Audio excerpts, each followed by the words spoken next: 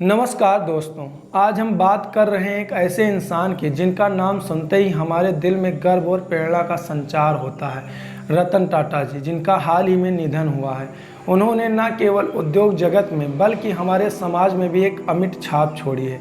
क्या आप जानते हैं कि उनके जीवन में कई ऐसी कहानियां हैं जो हमें सिखाती हैं कि सच्ची सफलता सिर्फ धन में नहीं बल्कि दूसरों के लिए जीने में है। चलिए आज उनकी यात्रा को याद करते हैं और जानते हैं कुछ अनकहे किस्से। रतन टाटा का जन्म 28 दिसंबर 1937 को मुंबई में हुआ। उनका बचपन कठिनाइयों से भरा था, लेकिन इन चुनौतियों ने उन्हें मजबूत बनाया। उनकी दादी ने उन्हें सिखाया कि जीवन में कठिनाइयाँ केवल एक अवसर होती है। उन्होंने हमेशा अपने परिवार के मूल्यों को प्राथमिकता दी और यही मूल बातें उन्हें आगे बढ़ने के लिए प्रेरित करती रही। 1962 में जब वे टाटा ग्रुप में शामिल हुए तो उन्होंने छोटे छोटे कामों से शुरुआत की। क्या आप जानते हैं कि कई बार उन्हें असफलताओं का सामना करना पड़ा, लेकिन उन्होंने कभी हार नहीं मानी। उनकी दृढ़ता और मेहनत ने उन्हें हर बाधा पार करने में मदद की। यह हमें सिखाता है कि असली ताकत हमेशा अपने सपनों के पीछे दौड़ने में है।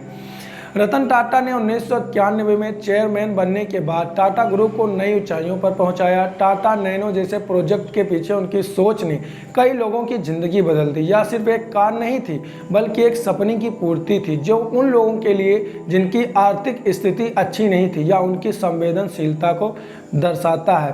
कहा जाता है कि नैनो गाड़ी बनाने के पीछे उनकी जो सोच थी वो सोच उनकी आई थी। एक बार जब वो घर से ऑफिस के लिए निकलते हैं, तेज़ बरसात हो रही होती है और जब वो सिग्नल पर रुकते हैं तो एक पूरे परिवार को एक स्कूटर पर बैठे हुए पाते हैं, जिनमें पति पत्नी और उनके 2 बच्चे होते हैं।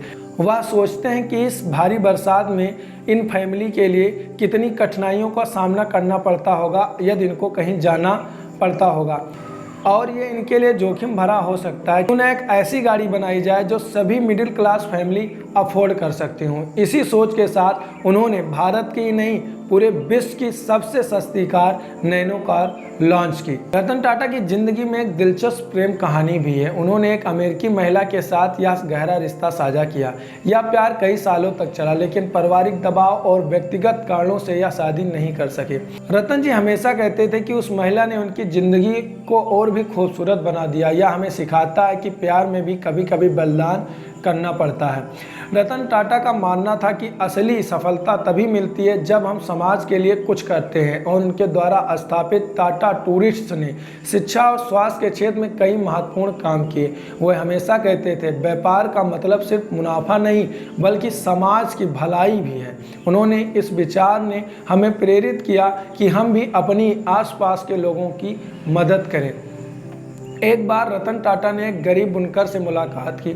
उस बुनकर ने अपनी समस्याएं साझा की और रतन जी ने उसे न केवल आर्थिक मदद दी बल्कि उसे अपने उत्पाद को बेहतर बनाने के लिए भी प्रेरित किया। इस किस्से से हमें यह सीख मिलती है कि एक सच्ची दयालुता का मतलब है दूसरों को आगे बढ़ाने में मदद करना।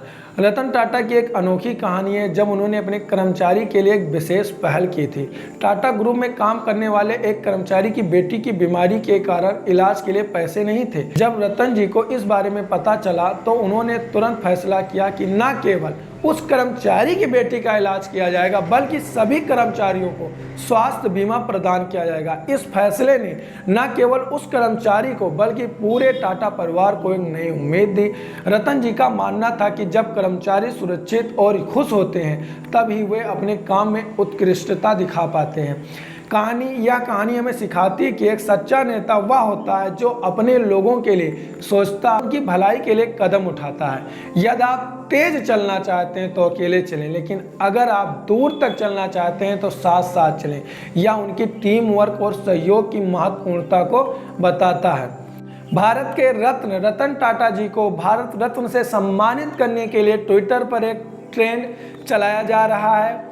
वहाँ आप यहाँ पे देख सकते हैं कि आपको ट्विटर पे क्या ट्रेंड करवाना है और क्या रोटेट करना है। वैसे तो भारत के रतन टाटा जी को हम लोग भारतीय वैसे ही भारत रत्न से सम्मानित करते हैं, उनको इतना प्यार इतना सम्मान देते हैं, फिर भी उनके इस गौरवमान कीर्तिमान स्वरूप को यदि भारत रत्न जैसे सम्मान से सम्मानित किया जाता है तो हम सभी भारतीयों के लिए सबसे अच्छी और सबसे गौरवान्वित करने वाली बात होगी। इसके लिए आप ट्विटर पर यह ट्रेंड करवा सकते हैं। डिस्क्रिप्शन में इसका जो है आपको कैसे आपको ट्रेंड करवाना है उसकी जानकारी भी मिल जाएगी, शब्द भी मिल जाएंगे, वही आपको ट्विटर पे ट्रेंड करवाना है। तो दोस्तों, रतन टाटा की यह यात्रा हमें सिखाती है कि असली सफलता केवल खुद के लिए जीने में नहीं बल्कि दूसरों के लिए जीने में है। उनका योगदान हमारे दिलों में हमेशा जिंदा रहेगा। अगर आपको यह वीडियो पसंद आया है तो कृपया लाइक सब्सक्राइब करें और अपने अनुभव और यादें हमारे साथ साझा करें।